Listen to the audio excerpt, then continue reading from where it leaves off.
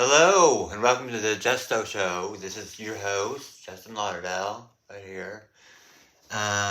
This is really just a continuation of questions my friends and family have asked me. I got Martin, who he's from Australia, very sexy. But I met him when he was here in Oklahoma City for a conference, and we have talked ever since. And it's been a while. It's been probably 15 years since I met him. But he's always supported me. And he came back to Oklahoma City once, but I was unable to see him. But hopefully the next time I will, and we'll get to talking and all that. But the first one he asked is, where does a creator usually come from? It just comes in from somewhere within. I don't know exactly where it comes from, but I've always been a creative person. My mother's creative. She writes and she used to paint, so I think I get some of that from her. The next question he asks is, how does your illness impact your life, motivation, and thinking? It really doesn't. It doesn't really hold me back from everything. Just the agoraphobia part. I haven't quite gotten over that yet. Hoping this year my symptoms get better and I'm able to leave the house and go and see my friends and anything like that. The next question is, what 3 things do you wish strangers understood about your illness? Just that it's hard to live with sometimes. People are in wheelchairs from it. My speech is affected by it a lot, I think.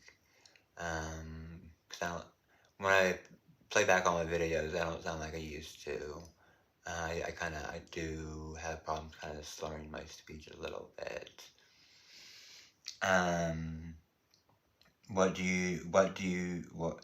What 3 things do you wish your friends understand?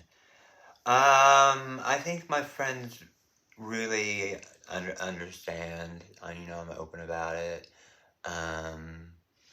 And luckily I don't need any help from day to day.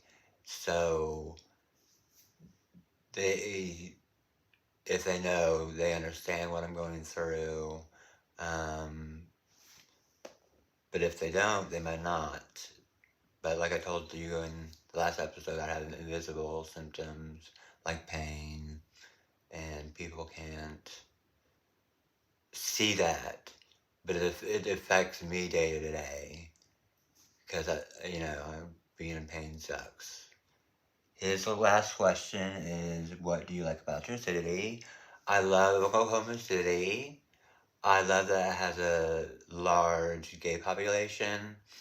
It is from the Havana Inn, which has a couple of nightclubs in it, and of course there's a hotel. And then off 39th Street, there's the 39th Street Apothecary. I guess that's a word I can't really say. And Tramps, which was my place where I'd go with my boyfriend at the time. It's more like a little dive bar than a discotheque. But they do have that Angles, which is a large building, large discotheque. It's really cool. It has an upstairs and a downstairs and a large dance floor and state-of-the-art lights and sound and all that sort of stuff. And the other bars and like the Boom, which is a restaurant and a theater. They do shows as they serve dinner. They have this really great thing that 2 of the drag queens do on Sunday, which is have church. Um, it's definitely not your usual church. It's definitely different, but it is hilarious. The two people in it are Kitty Bob Ames and Norma Jean. I don't think she has a last name, but they're hilarious. Kitty Bob is actually one of the owners, and I know the owner of it. He's a real nice guy. Um, I think that he asked another question. Um, what three things would you like to change about it? Um, the traffic, maybe. I think it has bad traffic.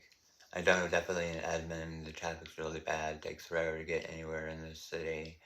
Um, I would change the weather, where there wasn't winter and there wasn't extremely hot summers.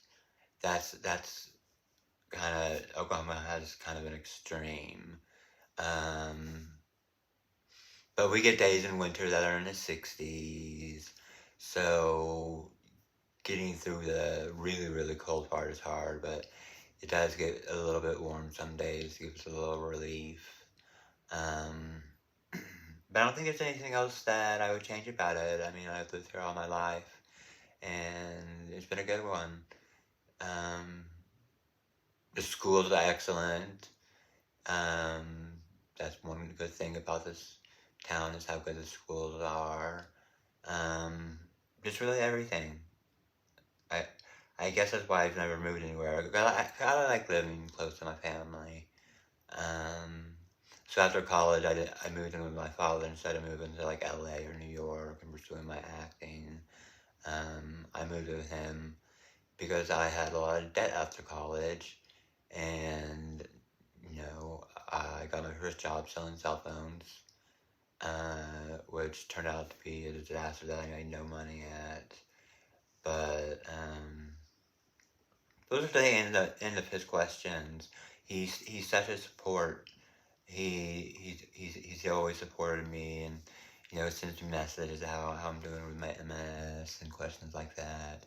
Um, so I consider him a good friend, even though we just spent one day together and had sex probably an hour after we met. But he looked really hot in his black suit and his Australian accent, so I mean, it was just bound to happen.